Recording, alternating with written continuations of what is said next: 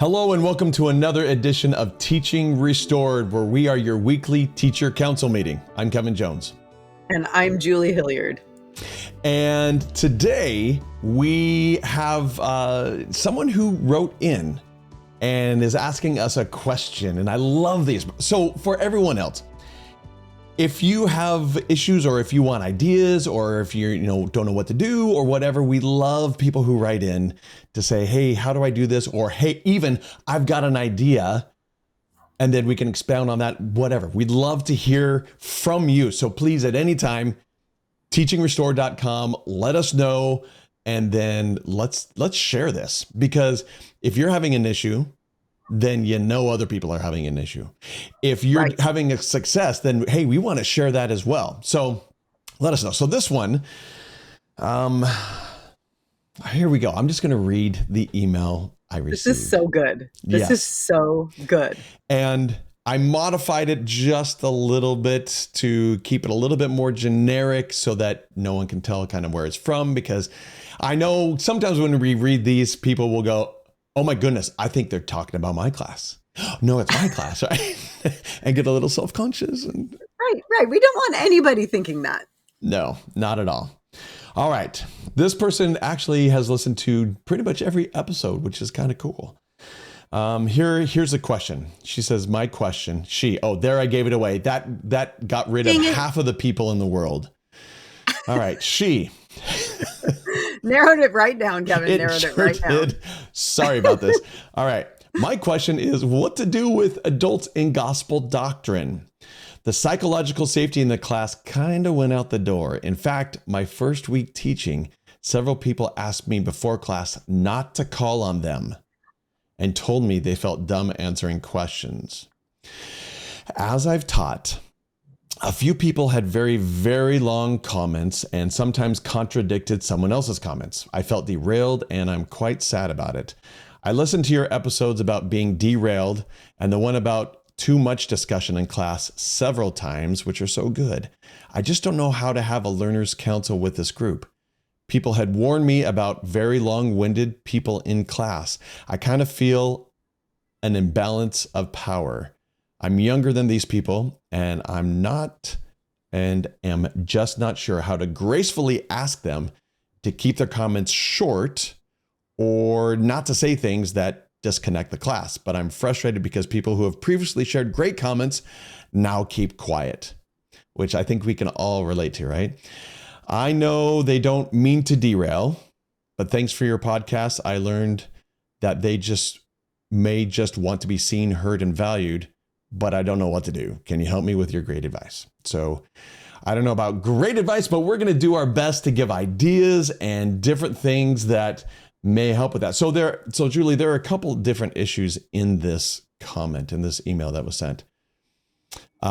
First, obviously, we have some people who are derailing the class, long-winded and contradict others, and it sounds like take over the class in a way and just disrupt the flow of what she's trying to do and trying to teach, which is frustrating for every teacher, I think. Another one is that people feel dumb answering questions, so they don't want to be called on. And those two things, I think, may actually go hand in hand. Totally. Right? Totally. When you figure out one, you can probably figure out the answer, or the answer the other one will just happen as well. So let's talk about ideas of what this person can do. What do you have right off the top of your head, Julie? So I actually kind of took a few notes about the different issues. And I want to start by really empathizing with what a struggle this is. Like, I sense the humility of this person, her desire, we know it's a her. Dang, Kevin. Just kidding.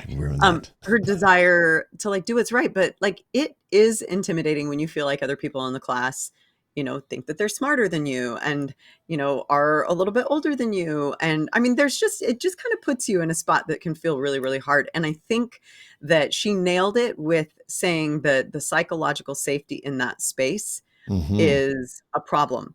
So let me back up just a little bit. This first part about feeling dumb answering questions that certain people do, because like you said, there are kind of these two parts, right? let's see if we can build into how they're connected. And let's talk for just a second about why people might feel dumb answering questions. What Good. are some reasons that you think people might say, oh, please don't call me? Obviously, psychological safety is at risk, but get specific. Why? What happened to cause them to feel dumb? Ideas? What do you think? Well, I've seen lots of different ways that this has actually happened, but my guess, if I'm just going to diagnose this one, is that these few people who are kind of taking over almost sound like they, for lack of a better term, know it all. They're know-it-alls, Hmm. Yeah. and other people may think, oh my goodness, I don't. And maybe it's not that that's a bad thing, but other people think, well, I don't know as much as that scholar. Yeah. Would feel stupid if I were to speak up and say something and it's not, perfectly correct in line with the scriptures or with doctrine or something. And basically it feels like a lot of people feel like they have to have the right answer rather than Yeah. saying, here's a thought. Can we riff off Right. that? Can we have a discussion? Right. It's almost as if you better have the right answer for this. And so a Right. lot of people pull Exactly. back. Right. So two things in there. One is that you feel like you might not have the answer right. And two, the responses of other people to you might have made you feel a little bit insecure. And I say make you, nobody can make you, Right. but you know what I mean. Yeah. And so I started, as I think about that just a little bit, I think about this idea that, obviously the problems that she's presenting aren't going to be solved overnight. But one of the things that needs to happen is that trust needs to be restored in that space. And I remember having a teacher who I would make a comment that was really thoughtful and even heartfelt. And he literally wouldn't even acknowledge it. Like he would Hmm. act as though I'd never said anything. And I realized that that was his MO, that was his style of operating. It wasn't ever personal. But other people, I could sense it, like, I would watch it happen with other people too, who had made great comments, and it would just literally, as though nothing was even said, he would move on, and it I remember feeling like everybody in that space kind of must feel dumb every time they make a comment. And so there's possibly some history as well. And so if you flip that on its head, one of the best things that you can possibly do is to create trust that when somebody makes a comment, regardless of what the comment is, that you are going to validate that comment and that you're going to make it sound like it had a really great point. And so even if somebody makes a comment that is poorly worded or that you might actually feel differently about, let's say it is a comment and they maybe said something that was incorrect or whatever. I venture to guess that there is a way for you to repeat it back and twist it just enough to bring out the truth. Just enough Sure. to like help it match your point a little bit. And people will say, like, I've had people say this to me before. I'm not saying that I do a great job of this, but I've had people say to me when I rephrase the comment, oh, that was more what I meant than what I said. And I'm like, oh, I didn't mean to like reword it, but then they feel smart or you made me sound smart or whatever. And Mhm. so part of what I think needs to happen is that there needs to be you, beautiful teacher, modeling really great validating responses to other people's answers. And so those that are saying, don't, please don't call me, I feel dumb, are going to be like, wow, ever, I should never feel dumb in here. She doesn't make anybody feel dumb. Do you know what I'm saying? Yes. Yes. I love that when a teacher does that, everyone can open up. But the caveat I have here, at least that I'm thinking of, is Yeah. that it's not only the teacher that they need trust with, it's with everyone else as well, right? So I think the teacher doing that is very, very important and very needed and is a requirement. But then let me ask you, what about the rest of the class? How do we help them to I feel have a thought. comfortable and have trust in the rest of the class? Okay, so that part of why you model it is because other people start to do what you do. Here is a thought. So one of the things that Stephen Covey used to do a lot was talking stick communication, and he had this Right. basic skill.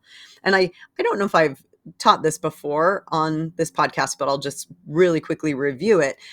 They would have these gatherings with these tribal chiefs, and they would pass around a talking stick. So here's our talking stick for today. And the idea was that whoever was holding the talking stick could speak, and that everyone else had to help that person feel understood. And so the only other people that would speak would be those that were asking a clarifying question. So everyone's job, except for the person with the talking stick, was to help them holding the talking stick, that person, help them feel understood. And so I wonder if there might almost be, because when you're teaching youth, you can get away with some kind of games, if you will. I wonder Mhm. if there's a way to create a game, if you will, and say, okay, we've got a class rule for today.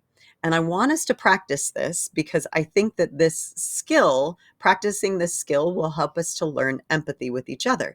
And so, what you do is you basically ask a question, have somebody raise their hand, give that person the talking stick, but then no one else gets to respond until they've earned the talking stick, meaning that they have to repeat back what they heard that person say from that person's perspective.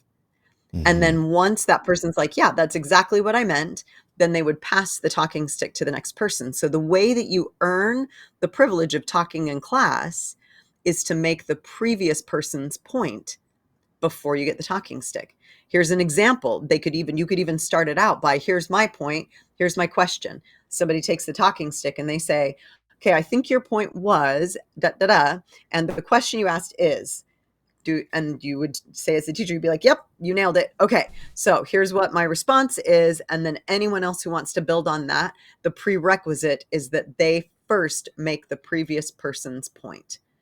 So it would be cumbersome. You wouldn't get through that much. But what you would do is instruct everyone in that class to build on each other's comments and to try and see the comment from that other person's perspective. So these contradictory things that happen, part of what they have to do is rephrase it.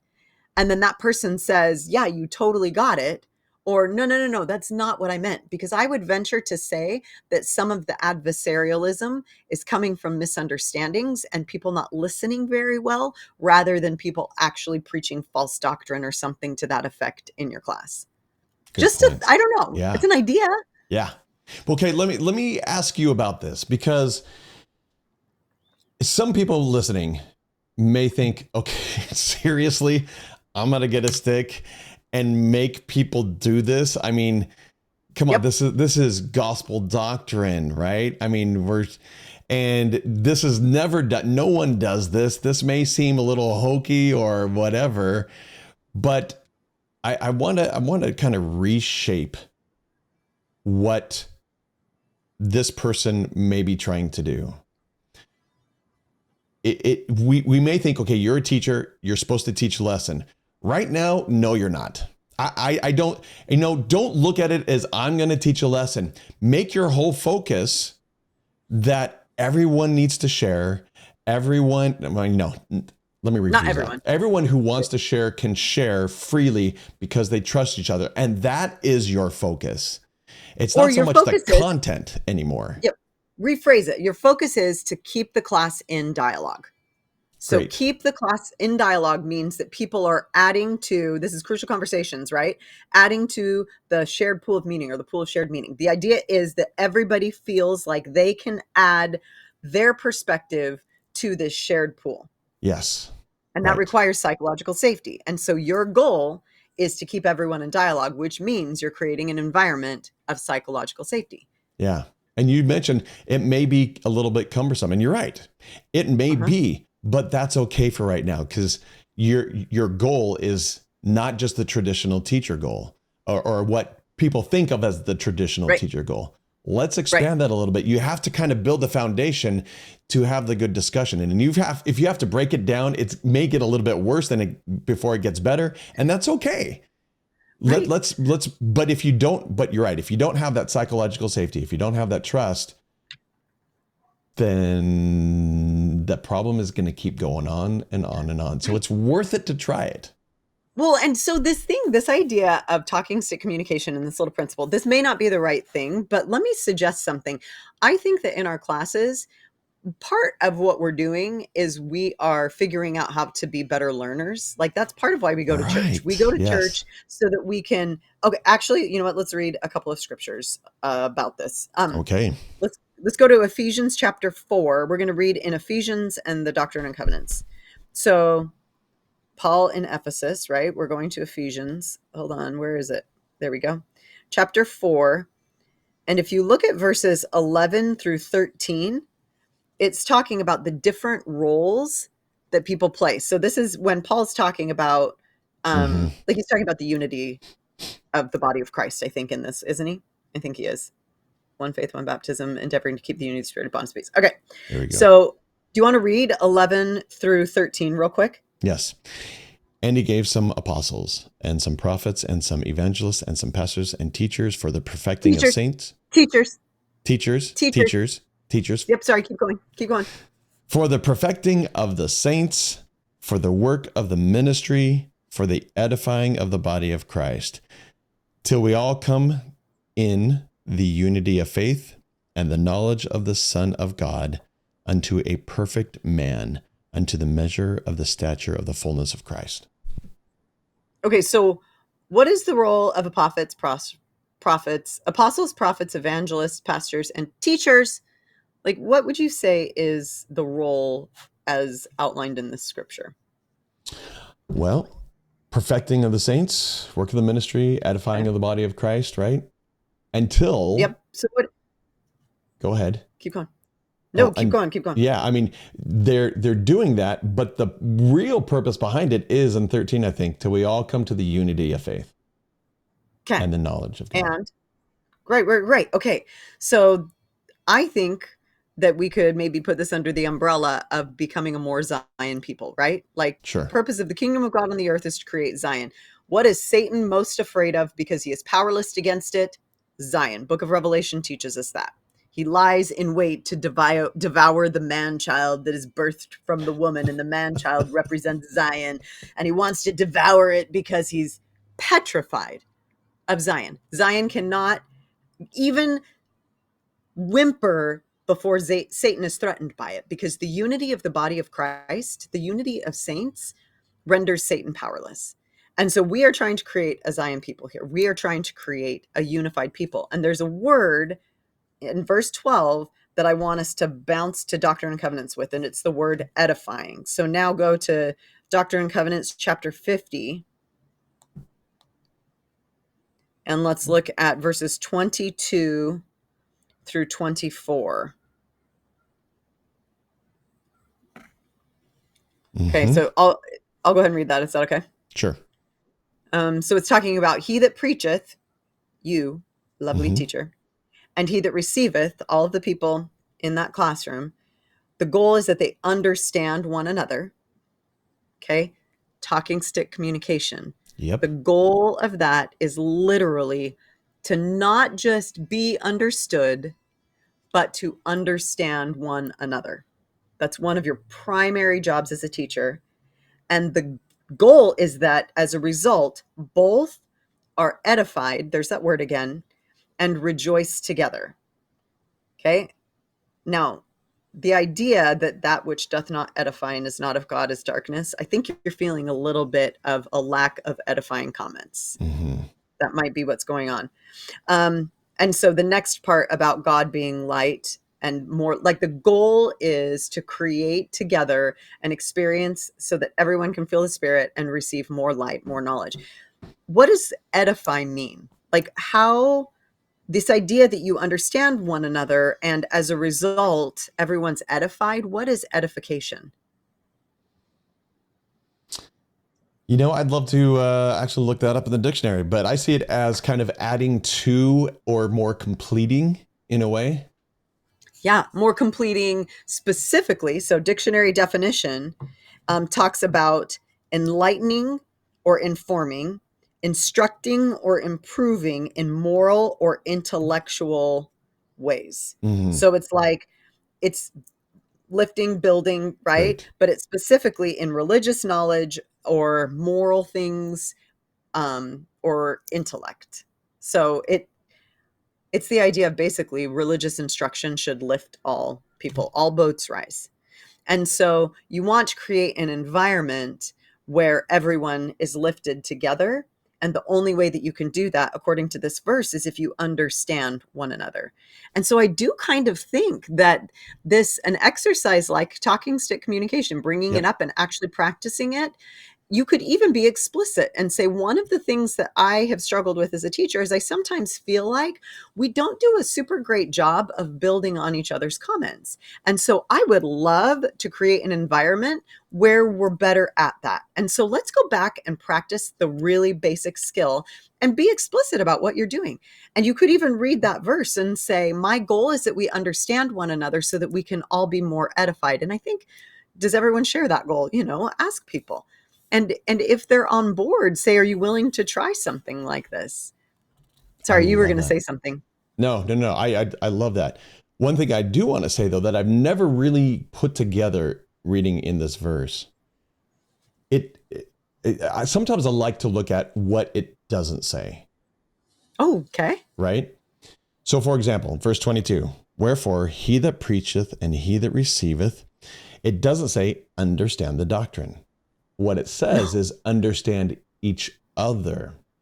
right, And when we but we're so focused as teachers on helping people understand the doctrine and the principles of the gospel. right, What if our focus more was to help each other understand each other? And right. let the doctrines and the principles come from that. Not that it's secondary, but we're more focused on how do we help each other edify each other and understand each other. Right.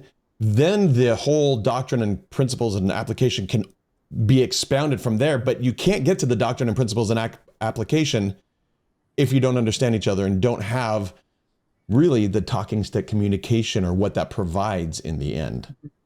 You know what I love about what you just said is it makes me think about the idea that the doctrine, understanding it intellectually is not the goal at all. Like Right. that's not the point. The point is that we figure out how to internalize it. And in my opinion, by seeking to understand each other's perspectives, that is loving each other. That is like the gospel in action in a way. And so the skill that is required to do that spills over into us actually practicing the gospel. And the other thing that I think about that is that I feel personally that there is so much more power in the way that other people have figured out how to make the gospel real than there is in just reading by myself. And like, I love Mm. to take what I've read, think about it, think about how I can apply it, and then talk to people and like learn from their experiences and learn from what they've done. And I feel like the Spirit can really open our minds when we do that. And so I love that you're saying, how powerful would it be to shift and say, we're going to work on practicing the principles of the gospel as a priority, even over me teaching the doctrines of the gospel as I understand them? Yes, absolutely. I was talking to a new seminary teacher and who is just getting into seminary right now, just teaching it really for the first time. And she was like, holy cow, this isn't working. This is not what I thought it was. And So my, hard. yeah, it is really hard. You can't, well, that's a whole nother episode that we've got to get Right. into, right? But my thoughts started going to, especially this morning, as I was studying the scriptures this morning, my thoughts went to, again, stop teaching the doctrine. Understand your class, understand each other, and then you can put the doctrine and the learning, the content, if you want, Yeah. in to that. But if you don't Yeah. understand each other, you're just throwing content up on the wall, hoping some of it sticks. And really that's what a lot of teaching is these days, right? They Right. take the teachings. Okay, Samuel is up on the wall. This is what happened. What do you think about that? Okay. And they put it up on the wall. Hopefully some of it sticks with someone and they go, oh, I've got a great idea from that. I can use in my life. Rather, why don't we dive into each other's lives Yeah. not appropriately, and really get to know each other, and then have the doctrine come in because of those. And when we start to understand each other, it's so much easier to apply the doctrine when we understand each other, rather than saying, I hope so. Did anyone get anything out of today? Was that helpful? Right. Right. Right. Well, and I think like you're making me think a little bit about the seminary one that we did with Brad and Greg, and they Right. talked about how on Thursdays they create space to actually just ask questions of each other. He'll pose a question. So it doesn't need to like take the whole class, but I think that what I hear you saying, you have gospel doctrine every other week. And Right. there's not a ton of continuity because people have, different classes, different responsibilities, and so it's a little bit difficult to say get to know each other. But what I think I hear you saying is figure out how to help people feel connected to one another.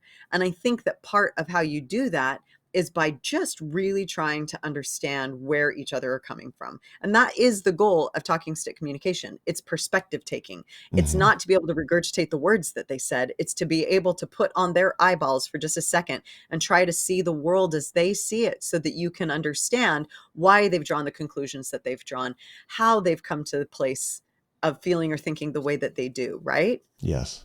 And So, even more so than just this class, when they learn this skill in your class, they take it home. They take it to their ministering. They take it to right, work. They take it everywhere. And then they can start doing that within those relationships and getting to connect with those people on a right. deeper level. And that changes the game, not just Totally. for, just for the class time, but that changes the game for their life. Right. Like, I mean, I think about how many areas of our life would not benefit from this, and the answer is zero. Hmm. Like, every area of our life is blessed when we seek first to understand, when we really try and see things from another person's perspective. All ships rise all the time. Like, Yes. we are edified. They feel validated and often feel edified. They're more receptive to the things that we have to offer. It strengthens our relationships. It builds trust. It breeds authenticity because you feel like, hey, you brought your real you to that. I'm going to bring my real me now. Like, it's a powerful concept. Here's another thought though. So I'm thinking about the skills about restoring safety though, because what Okay. she brought up here is this idea that psychological safety is at risk, that it is really like a problem. So I think about the skills that I usually would employ to restore safety and how they would apply to a group setting instead of just, like a one-on-one conversation or something like that. And there is a skill called contrasting, and I think I've talked about this before. I'm not Mm. positive. But one of the things that you can do to restore psychological safety is contrast what you don't want with what you do want. And so it's almost like making explicit the elephant in the room. So Mm. this would take some courage, but Yeah. I do think it could be really powerful if, for example, someone was to make an adversarial comment or a comment that maybe put down the comment of someone else and you recognized it. You could make a contrasting statement, something like this. I really don't want anyone in this space to feel like we are arguing against them or like their comments aren't respected and welcome. What I want is for all of us to feel safe expressing our hearts, to feel comfortable sharing our experiences. And you basically are just saying what you want and what you don't want. And you can do that in, and even like that's a super direct way. If they make a comment and you're like, hey, that felt adversarial, brain, contrast. Okay. And you can just say it right out. I don't ever want someone to not feel valued. I want everyone to feel safe to share whatever it is that they want to share. But you That's could good. even dummy it back, like I was saying, just a little bit and say something like, um, you know, hey, what I don't want is to have a feeling of tension in here. I really want to invite the spirit. Let me see if I can rephrase that so that it feels a little a little, can I build on what you agree upon? Or so that it feels a little softer, or you know what I mean? Like, because Hmm. I think sometimes what people do is pick out one point someone made and argue against that point and miss the 90% that Yeah, they agreed upon. a lot And of so times. your job as a teacher is to then say, hey, let's choose not to focus on this. Let's focus on the 90% that we agreed upon. And at the same time, I'm going to contradict myself for just a second. You don't want to be afraid of differences of opinion. I think that there is a place to disagree with each other. I've had people disagree with me respectfully. Keyword is respectfully. And so if people aren't feeling safe because people are disagreeing in a way that doesn't feel motivated by love and respect, then it's not being done right. And part of that talking stick communication helps to kind of build in a skill without even making it explicit that will help it to feel more respectful, because it certainly feels better if someone has said, hey, I see it like you see it. Can I add to that? That feels way better. Or can I talk? There's these ABCs. You agree, build, and contrast. So you can talk about what you agree upon, build on that, and then to contrast. Here's the spot where I think I might feel just a little bit differently. But because you've already talked about your points of agreement, then it feels so much better when you get to the place where you might not see it the same way, but hey, we're allowed to have different experiences with the gospel of Jesus Christ. Yeah. You see what I'm saying? Yeah, I do. Um, Part of what I took out of what you said was, rather than calling out, dude, that was adversarial. you don't you don't Yeah, want, you want to be bold. Maybe not quite in that way though, right. right? You don't want Dude, to label or point a finger or right, whatever. right. But you could say, okay, well, what I heard you say was this, and you point out that 10% that you agree on and focus on that. And you even talked about saying what we don't want is this, and what we do want is this other thing, right? Mhm. So tell me if I'm wrong in this. If I were to try this out and do what you said, I think my first reaction would be to not try to point out what I don't want and then say that. But if it gets to a certain point, then I've got to just say it. I've got to say, you know what? This is what's going on. That's what we don't want. And then say what we do want. Am I right in that, do you think? Yeah.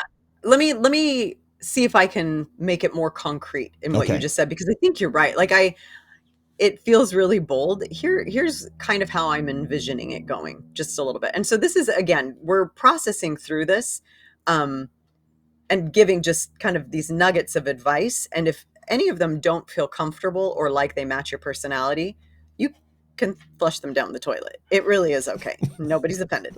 But the what I'm saying is, like, it might be appropriate to say, it sounds like you disagree. Right? You could say, if I like somebody that. says something that's adversarial, you could say, it sounds like you disagree. So let me just hit the pause for just a second. And I want to make sure that we keep our mutual purpose here of all being edified. So just as we're doing this, let's make sure that, because what we don't want is for anyone to feel unsafe sharing their real feelings. What we do want is for us to all be uplifted by this. And so could I get someone else to maybe rephrase what was just said in a way that builds upon this difference? Like, let's talk about it. I'm happy to discuss it. I just want to make sure that we do it in a way that is really edifying. And I don't think that's going to hurt anybody's feelings. You can point out, it sounds like Yeah. you see it a little bit differently. Hey, this is great. I love that.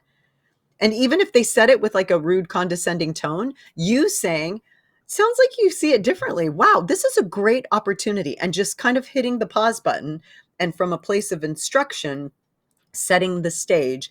Our goal is, what we don't want is. Now, let's discuss. Let's dig in. So, for those of you listening and you have this issue and you're driving, I want you to pull over and I want you to go back 1 minute, hit the 10-second back 6 times, and then I want you to write down exactly what Julie said. That is an excellent way to bring it up, so it's not offending the person who said something, but at the same time, you're bringing it around to what it should be, and in a way that's non-threatening at all, not at all, but in a very loving way for the whole class. And it helps the other people with a psychological safety to say, oh, all right, if something does get out of hand, this person knows how to handle that. And I can say something, even if someone contradicts me, it's okay, because the teacher is going to bring it back around and be able to make it so that I feel safe in saying this. I mean, seriously, write it down, practice that. You don't have to say it verbatim, but use that right. It was great, Julie. I love that part, Thank you. especially. That makes me feel so good. In what you just said is really getting back to the trust part that we talked about, right? Like at the very beginning, you need to create trust that you have everybody's back in there, that you are going to respond appropriately to comments so that people feel safe making them. And that includes, it sounds like from what she pointed out, the comments of other people and the way that you choose to create that interaction.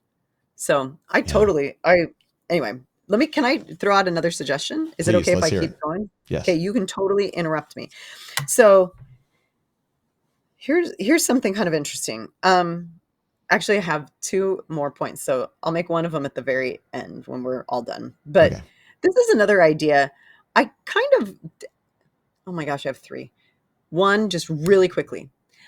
I have an issue with somebody in one of the classes that I teach that's just really, really challenging and has done some things that are super like socially not aware. Mm-hmm. Bless this person. I absolutely love them. Okay, we're going to call them Frank. Okay. And when Frank does one of those things, I find myself in my brain getting kind of irritated. And when I get irritated, what happens to the spirit? Right. Right? It's Bye-bye. gonzo. And and so there are 2 points related to this. So one of the things that my husband suggested is that I pull Frank aside outside of class and have a conversation. And I'm like, "Oh, yeah, I guess that would be a great idea." And tell Frank, "Hey, I love what you bring to this class. You have so many great comments. And I want to make sure that my job is to make sure that everybody in the class has a chance to speak. And my job is also to make sure that the comments come at the appropriate time. And so if you ever see me kind of ignore you, or you see me kind of go, hold on, can that be our signal that I'm kind of trying to get the timing right, and just be specific about some of the things that we might do in our code language, so to speak, to keep things moving as they should and to make sure the timing of comments is appropriate." And so it may be appropriate to have a Good. conversation outside of class. Just that was the point there. And the second part of that is that I would encourage you to be really careful about the story that you're writing about the people Mm-hmm. that are derailing class. So it would be really easy for you to create, according to Bonds That Make Us Free, a cycle of self-betrayal, where you basically are saying, this is how I see this person. And then everything that they do is going to reinforce that stereotype or that story that you have in your head about them. And you're going to be like, see, here they go again. Oh, that was condescending. And you're going to Right. filter every interaction through that story. And therefore, you're going to see the things that justify the story. And so I would encourage you to take a little bit of time to try and rewrite that story. And part of it might be actually trying to get to know them a little bit better outside of class. Maybe even if Yes. one of Yes. them Yes. is in a calling connected to your calling, just be like, "Hey, I'd love to just kind of chat with you a little bit about how class is going." Or maybe, I obviously it has to be appropriate. If it's men, maybe you take your husband with you and you guys do a double date, or you just go visit them at their house, or something to that effect. I just think that if you can challenge your own stories about them so that they don't get reinforced, because this is the cycle of self-betrayal. They get reinforced, and then you treat them in a way that reflects what you're thinking about them, which justifies them continuing the behavior back to you because you're treating them in that way, and the cycle continues. And so you've got to break the cycle. And part of what you can do is try and write a new story. Right. So that reminds me of, I'm looking this up real quickly. Moment.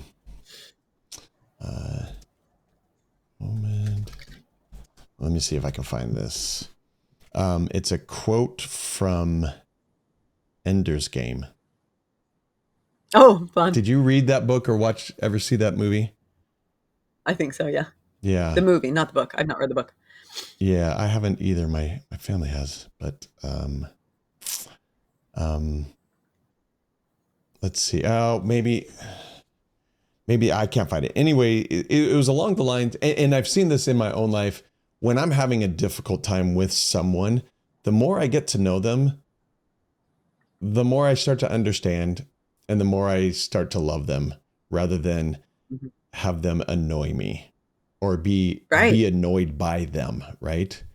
And I've seen that work with family. I've seen that work with friends. I've seen that work with just some random person that I may have to work with almost never. But when I take the effort, and it's almost, you almost don't want to. It's like, okay, how can I sweep this annoyance away? Right. And rather, you want me to invest time into this annoyance? Bring it closer? What? Right? What? You know what? I don't have time for that. Well, Yeah. actually, maybe we need to make the time to get to know that person a little bit better. Let's go out to dinner.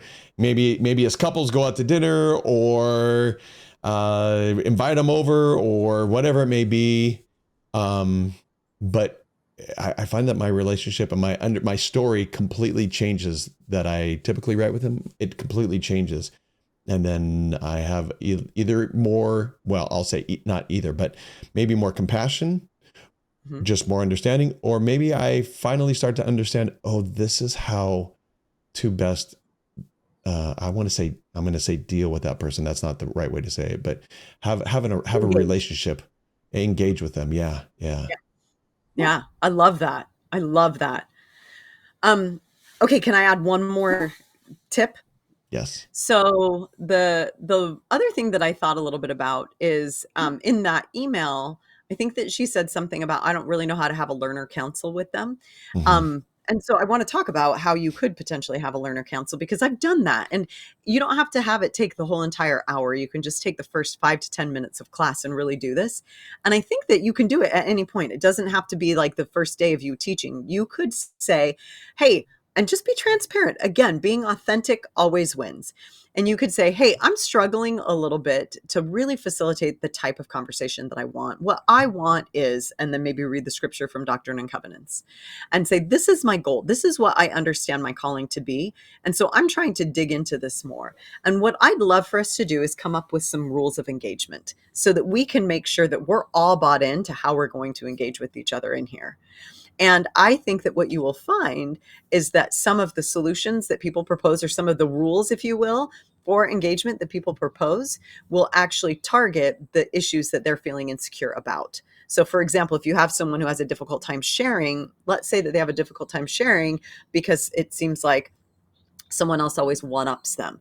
Well, they may come up with a rule of engagement that would make it feel safe for them to engage, and they may come up with something, hey, I'd love to see us, maybe, I don't know, you have to, it could, I'm not, I feel like I could come up with like 10 specifics, but I don't want to derail the conversation into the specifics. The point that I'm trying to make is that I think your class will have the best answers to how you can best interact based on the culture of the class as it currently stands. And what you're trying to do is change the culture of the class. So Mm-hmm. let's be super intentional and almost explicit about it. And let's say you come up with 5 rules of engagement.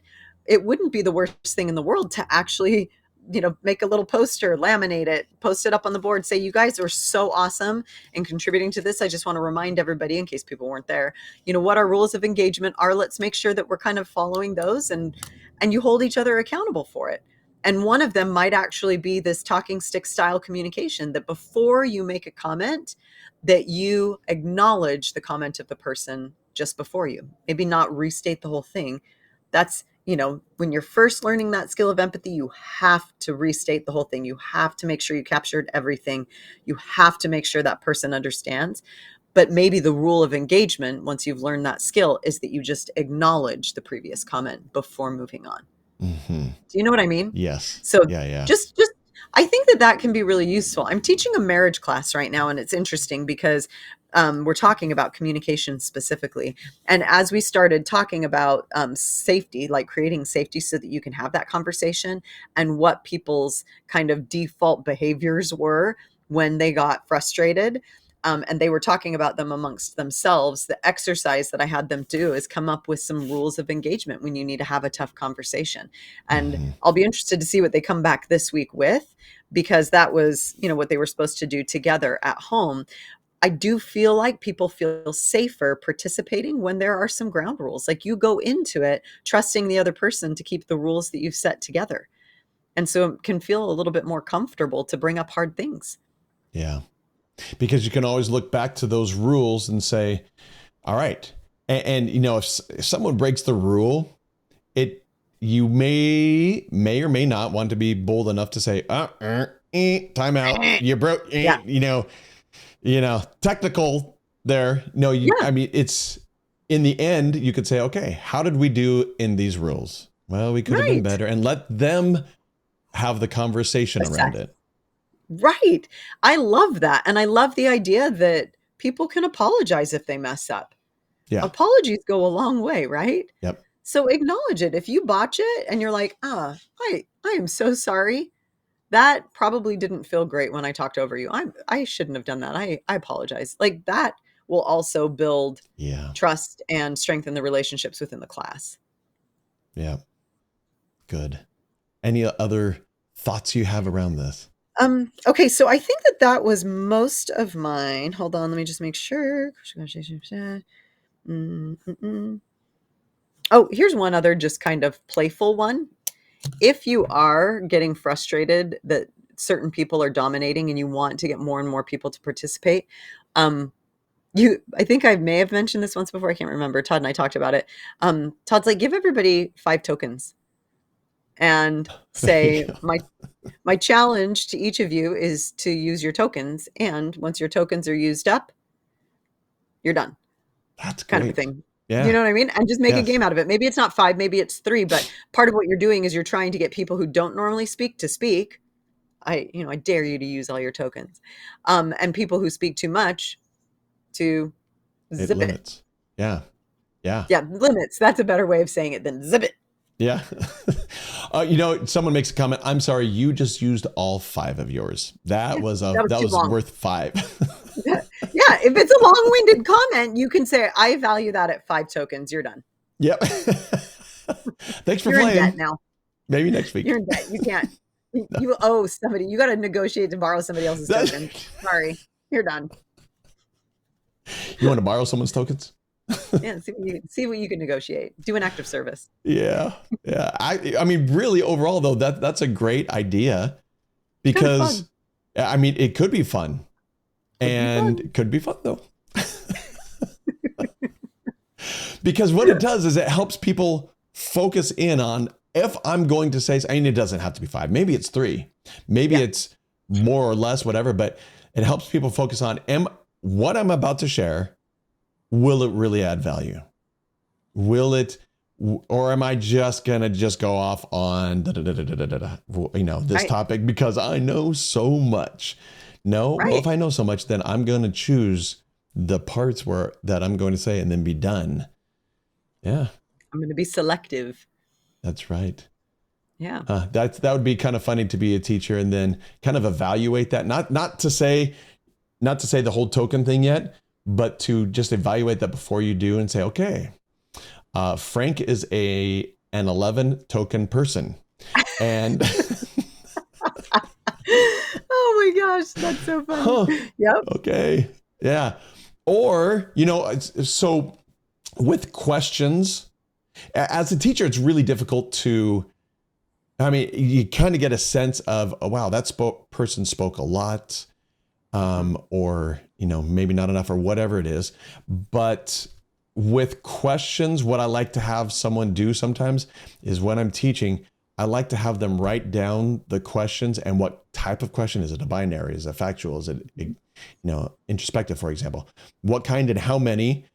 And then I think it would be interesting, kind of using that principle, to have someone just in the back writing down, all right, this person gave 5 comments and it took this long. That way you have almost an very objective or, numerical way of looking at it and saying, okay, this is kind of the direction I need to go, rather than being a teacher and just kind of getting a vibe of, well, I think so, maybe not, but actually having some empirical, I don't want to say evidence, but empirical numbers to say, this is actually what's going on. Now, how can I look at it and deal with it appropriately?